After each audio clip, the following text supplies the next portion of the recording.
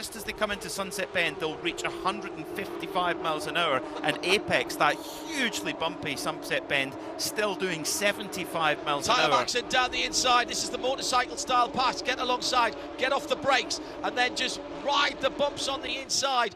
Nobody goes that close to the wall in normal conditions. He's going to have to stay driver's left here as he comes under the Mobile One bridge. He's defending for all he can. Jared Thomas cuts to the inside of turn one at the final moment. My goodness, that's close. That would have been a huge shunt if they'd touched, but they're both experienced drivers. Number 23 car, and that is going to drop that car down. Michael Oriema in Masters' 4th position. Spun away at turn 7, and now he's got to wait for the field to come through. He was in very close company with Wes Slim. I think. Did Wes Slim get down the inside? Yes, he did. And that is going to be looked at by race control. He wasn't far enough alongside. The Nola Sport car has to turn in at some point.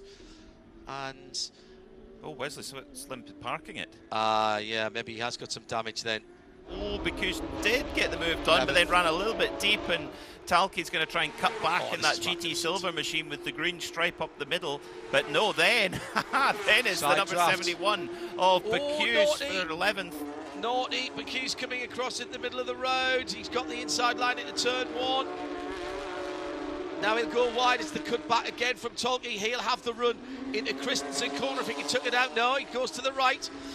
Now, Bacuse in that black and purple car's got to be careful. Can't be moving around in response to what the car behind is doing. 47, least going down the inside of Zach Vanier. That's the battle for 3rd. And again, coming up behind, Jimmy Libra's right there. Libra's been really quick, had the fastest lap earlier on. That's now gone back to Riley Dickinson. Alan Metney's put the fastest Pro-Am lap in that last time around, and he's within half a second of JP Martinez now. One thing that's peculiar is Michael McCann is dropped back down to 29th, and he's just set the best. I see what's going on. I think he's gone and put fresh tyres on exactly because he's put in a 204.954, and he's going absolute best in Sector 1. Absolute best in Sector 2, so he's given away the race result to put in the strongest qualifying time for tomorrow. Maybe thought the points are gone for this race, let's try and get as far up the grid as we can in race 2. They've really been punished for working on that car. You've got a new bunch of hungry young drivers who want to come through and knock you off your perch, but it's Riley Dickinson and Kelly Moss Racing who take the first checkered flag of Porsche Carrera Cup North America for 2025. The battle for the Masters is on the back straight, on the Elman straight for Pro-Am, and it is still only just JP Martinez, Alan Metney in 2nd place, but will he be in 2nd after the final corner? He flings the car at the left. He's going to cut this back up the inside and try and roll it through the centre of turn 17. Martinez, I thought he would park it on the apex. He hasn't. There's an opportunity on the run the line here. Who gets the best run out of turn 17? It is Martinez who'll take it by 4 car lengths.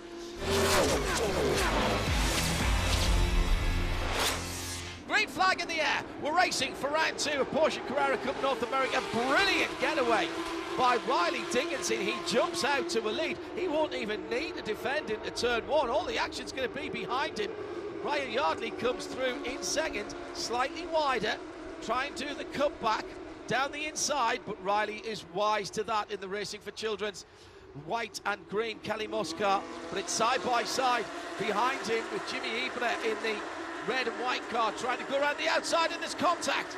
Libra's right there in the red and black car, should I say, and coming through. That looked like the number 11. And oh no, Johnson's in 3rd. Yeah, Johnson's gone right through into 3rd. I also saw Michael Di Casada coming up.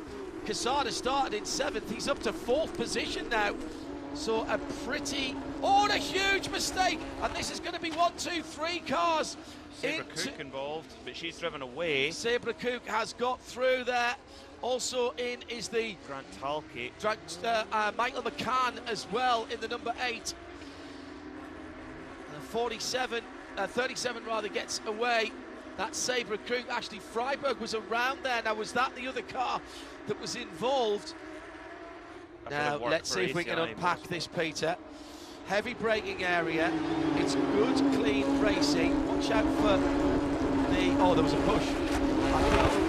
Well, was there? I think Sebring came in to take the racing line on the left-hand side of the road, and then Michael McCann got into the back. Just break that a little bit later. That is a really unfortunate thing. Really unfortunate. 26.5 minutes to go, and Riley has put his foot down with green flag and back racing for the second round here at Sebring of the Porsche Carrera Cup North America. And this time Riley has not got quite as much of a gap, but it's all right. Again, he's not going to have to defend into the first corner. In fact, it's actually Yardley who's under a little more pressure with the always fast-starting white and red car of Zach Vanier. And at the moment, it just looks like JP is pulling out as Marco Cironi for ACI is having to deal with the charging Alan Metney. He's just put the fastest lap of the class in behind those two leaders. Down the inside. Well, the thing is, if they trade paint, how will you know? You know, it's a good way to get away with there's no forensic evidence there, is it? GT silver on GT silver. The USA with his father to compete. Long road trip there from Ontario. He's in third in the Don's Pizza car. They drive down for every race. Yeah, wow. Yeah, it's amazing commitment. Then he's got Michael de Quesada right in behind him, though, wanting that spot, as Tyler Maxson battling away with Mathieu's Least for 6th position, and he gets the job done. Tyler's pulled this move a few times going into Sunset. That's his favourite spot. There has been a swap around for second place in Pro-Am. Metney's got past Cironi. Yeah. He was putting him under a lot of pressure. Now, what's the gap then? It's 5 seconds, though. Those two fighting have allowed JP Martinez for ACI Motorsport to not exactly run away and hide, but he's certainly nipped off round the corner, patting the dashboard of the car as much as to say, well done, old chum. Must have been doubts in his mind. You come back having won the championship, had a year away, change of tyre supplier. Am I going to be able to continue where I left off? Answer, absolutely. Riley Dickinson, 2 race brew pole positions, 1 fastest lap, 2 race wins. The Pro-Am winner, JP Martinez, just outside the overall top 10. That's a great run for the ACI Motorsports driver. It will be Alan Metney who comes through in second ahead of Marco Cironi has come through. Grant Tolkien just got by him there in the last lap. And in Masters, Scott Blind was closed down a little bit for Ruckus Racing. There goes Richard Edge, 4.5 seconds back. Was 8 seconds at one time, and I think it'll be Peter Atwater if we wait just a moment for him to come through. Yep, there he goes in the JTR machine.